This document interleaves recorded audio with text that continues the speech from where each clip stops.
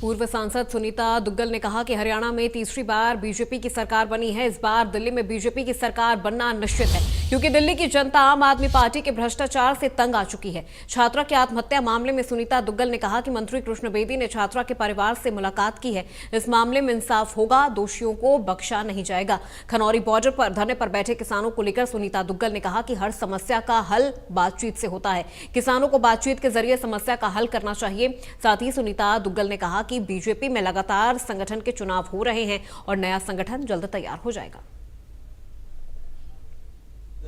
सभा है, उनमें हर मंडल पर जो है वो किस तरह से चुनाव होगा, क्योंकि आपको पता ही है कि दुनिया का सबसे बड़ा संगठन अगर कोई है तो भारतीय जनता पार्टी का संगठन है, और उसमें बड़े लोकतांत्रिक तरीके से जो है वो चुनाव होते हैं। तो मंडल अध्यक्षों की किस तरीके से चुनावी प्रक्रिया के तहत जो है उनका चुनाव हो, तो तीनों विधानसभा के जो हमारे प्रत्याशी हैं, हमारे आदरणीय पूर्व में मंत्री रहे देवेंद्र बबली जी और दूडाराम जी, हमारे माननीय जिला अध्यक्ष जी, और इसके साथ साथ संगठन की तरफ से आशा खेदड़ जी जिनको यहाँ पर लगाया गया, और हमारे प्रभारी जो हैं सुरेंद्र आर्या जी, उन सब की उपस्थिति में एक कोर ग्रुप की मीटिंग हुई, जिसके अंदर अलग अलग विधानसभाओं में अलग अलग जो है प्रभारी और संयोजक लगाए गए, और वो अपनी अपनी प्रक्रिया में लगे हुए हैं। और उसके बाद मंडल अध्यक्ष जो है हमारे सभी विधानसभाओं में 4-4 मंडल अध्यक्ष जो हैं वो बनेंगे, चुनाव हो रहे हैं।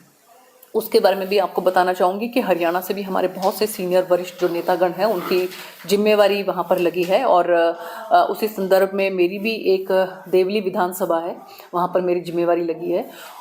और मुझे पूरी उम्मीद है कि जिस तरीके से केंद्र में तीसरी बार भारतीय जनता पार्टी की सरकार बनी है माननीय प्रधानमंत्री नरेंद्र मोदी जी के नेतृत्व में, और हरियाणा में माननीय यशस्वी हमारे मुख्यमंत्री नायब सिंह सैनी जी के नेतृत्व में सरकार बनी है, तीसरी बार जो है यहाँ पर कमल खिला है। तो दिल्ली के अंदर जो है अब की बार कमल खिलना जो है वो निश्चित है। उसमें हमारे जो मंत्री हैं आदरणीय कृष्ण बेदी जी, वो खुद वहाँ पर स्पॉट पर गए हैं और उन्होंने जाकर पूरी जानकारी हासिल की है, और न्याय होगा ज़रूर। उस बच्ची के साथ किसी भी तरह का